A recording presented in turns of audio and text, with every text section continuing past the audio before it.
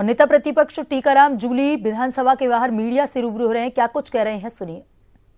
लेकिन एजुकेशन पे कभी नहीं बोलते, आज भी क्या बोल रहे हैं मेरी जानकारी में नहीं है, पर मैं समझता हूं एजुकेशन पे तो नहीं बोले होंगे। दूसरा मैं कहना चाहूंगा, आज जिस प्रकार से सदन के अंदर क्वेश्चन आवर में क्वेश्चन आए, आदिवासियों से रिलेटेड एक क्वेश्चन था जिसके अंदर पीएमजीएसवाई की सड़कों का जो खर्चा होना था वो खर्चा ये लोग नहीं कर पाए क्योंकि भारत सरकार ने पैसा नहीं दिया।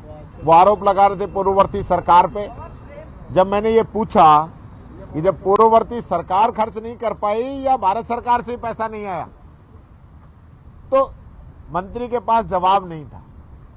और इसी प्रकार से जो हॉस्टल्स हैं, हॉस्टल्स के अंदर कैडर बनाने का काम हमने ही शुरू कर दिया था। तो आप पिछले 1.5 वर्ष से क्या कर रहे हो? आज भी आप कह रहे हो फाइनेंस में भेजेंगे, इसकी अनुमति लेंगे, तो फिर इसका मतलब तो आपने 1.25 साल में कुछ किया ही नहीं। जो काम हम छोड़ के गए थे वहीं का वहीं है। इसी प्रकार से यूडीएच मंत्री जी से जब मैंने पूछा कि आप पंचायती राज ये नगर निकाय के चुनाव कब तक कराएंगे, तो उन्होंने इसको नवंबर तक कराने के लिए कहा है। लेकिन मुझे लगता नहीं, क्योंकि जब जो माननीय सदस्य ने उनसे क्वेश्चन पूछा कि आपकी तैयारी क्या है, आपके पास इतनी मशीन है नहीं है, तो मंत्री जवाब नहीं दे पाए। और यही नहीं, जो सरपंच बने थे, सरपंचों का कार्यकाल पूरा हो गया, उन पंचायतों में सरपंचों का कार्यकाल बढ़ाते हुए उनको प्रशासक लगा दिया। लेकिन जो सरपंच बने थे उन्हीं के साथ, और वो पंचायतें नगरपालिका बन गई। लेकिन नगरपालिका का जब ऑर्डर निकला था, तब ऑर्डर में स्पष्ट लिखा गया था कि इन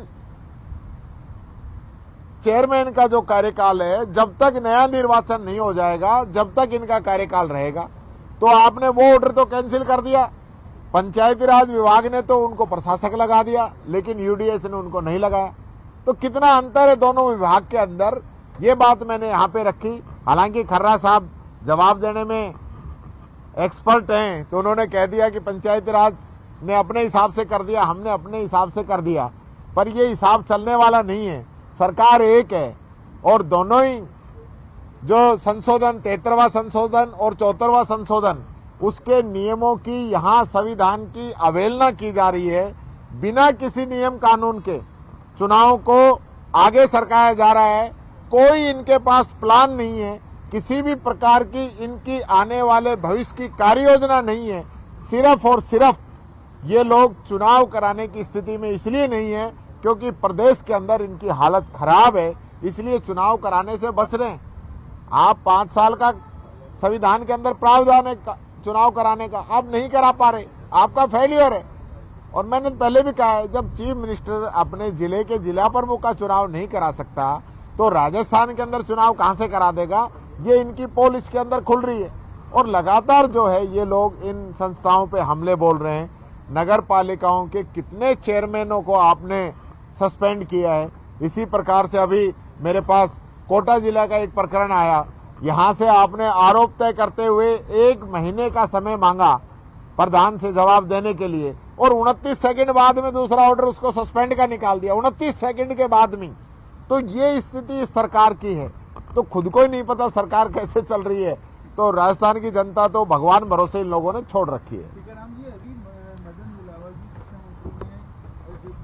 एक आरोप लगाया कि सरकार के कार्यकाल के दौरान जो मिड डे मील की खरीदी हुई उसमें भयंकर भ्रष्टाचार हुआ है। साथ ही मदरसों के बच्चों के लिए जो यूनिफॉर्म खरीदी गई उसमें भ्रष्टाचार हुआ, उसके लिए जांच समिति का गठन भी उन्होंने कर दिया है। मैं सदन में इसको बताया। देखिए, ये शिक्षा मंत्री इस प्रकार की बयानबाजी करते रहते हैं। मैंने पहले भी कहा था, कोई इनको सीरियस लेता नहीं है। ये एक प्रकार का शिक्षा के प्रति जवाबदेही न होकर सिर्फ गुमराह करने का काम ये कर रहे हैं, इसके अलावा कोई लेना देना है नहीं। नेता प्रतिपक्ष जी, कांग्रेस में भी सब कुछ सही नहीं लग रहा। सब सही है, सब सही है, सब सही है, एकदम सही है। ये सब बनावटी बातें हैं जो चल रही हैं, इसका कोई लेना देना नहीं है। इन सब के पीछे भारतीय जनता पार्टी है, जो चाहती है कि इस प्रकार की खबरें प्रचारित की जाए कि लोग जो है इन पे चर्चा नहीं करें कि आज किसान की क्या हालत है, मजदूर की क्या हालत है, युवा की क्या हालत है, कानून व्यवस्था की क्या हालत है।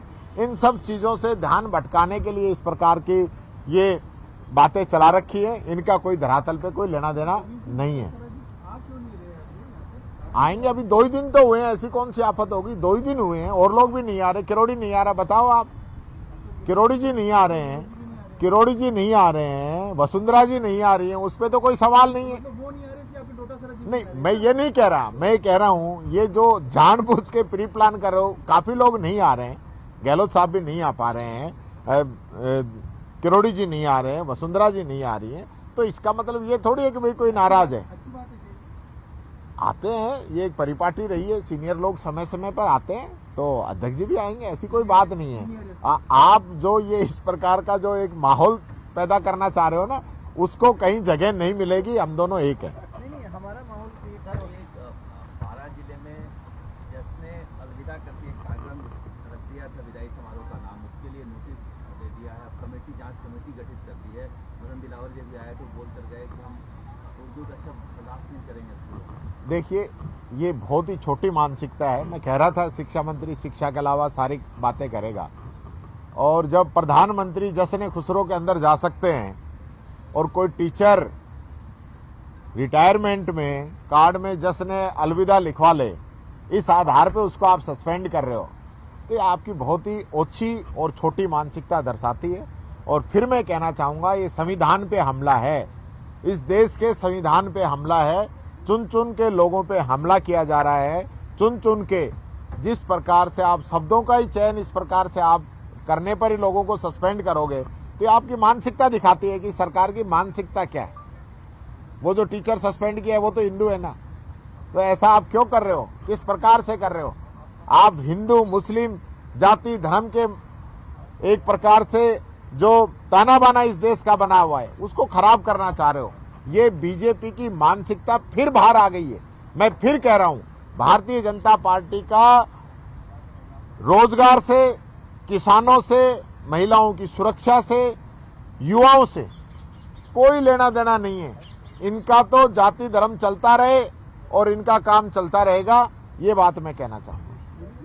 मेवात में पुलिस ने दबिश दी पिछले दिनों, उस दौरान एक बच्चे की भी डेथ हुई, तो इस मामले में कार्रवाई की मांग उठ रही है। हालांकि 5 को लाइनाजित किया है। देखिए, मैंने ये बात उस दिन विधानसभा के अंदर भी उठाई थी। जो बच्ची की डेथ हुई है बहुत सीरियस मामला है, और ये काफी समय से वहां लगातार चल रहा था। खुद बेडम साहब ने अपने जवाब के अंदर जो जवाब दिया, अगर उसको आप देखेंगे तो उन्होंने 1400 कुछ लोगों को पकड़ना बताया साइबर फ्रॉड के अंदर। तो कितना हो रहा है ये तो आप समझ सकते हैं कि उसकी रिंगटोन लगानी पड़ रही है। लेकिन साइबर फ्रॉड के नाम पे पुलिस ने जो धंधा चला रखा है उसको समझने की जरूरत है, और उसी की वजह से वो बच्ची इनकी भेंट चढ़ गई। मैं समझता हूं इस बच्ची को, तभी मैं समझता हूं इसकी आत्मा को शांति मिलेगी जब जितने भी ये लोग दोषी हैं और जो इस प्रकार की कमाई कर रहे हैं, इन पे कार्रवाई होगी। 5 पुलिस कर्मियों को सस्पेंड करने से कुछ नहीं होगा। आपने उनको लाइन हाजिर कर दिया, 5 लोगों को, छोटे कर्मचारी हैं, वो किसके लिए इकट्ठा कर रहे हैं? कौन थानेदार है, कौन डीएसपी है, कौन सरकार है, वो तो बताए, वो तो जवाब दें। क्या उनकी जिम्मेदारी नहीं है? वो क्यों नहीं जाते फील्ड के अंदर क्या हो रहा है? जब मैं प्रेस कॉन्फ्रेंस कर चुका हूं, और जितेंद्र सिंह जी इसके लिए प्रेस कॉन्फ्रेंस कर चुके हैं, काफी लोग वहां के जनप्रतिनिधि इसके लिए एक प्रेस कॉन्फ्रेंस कर चुके हैं, लगातार मीडिया में ये बातें चल रही हैं। लेकिन इसके बावजूद पुलिस ने तानाशाही मचा रखी है। जो मर्जी जो करते हैं, जहां मर्जी जहां जाते हैं, जिसको मर्जी अरेस्ट करते हैं, जिसको मर्जी छोड़ते हैं, जिसको मर्जी पैसे लेते हैं। बहुत बड़ा ये एक इन्होंने वहां पे अभियान चला रखा है पुलिस ने, लूटो खाओ अभियान। इस पे मैं समझता हूं यहां से डीजी साहब को स्पेशल टीम बना के यहां से भेजनी चाहिए, और जो जो लोग इसके अंदर दोषी हैं उन पे कार्रवाई होनी चाहिए।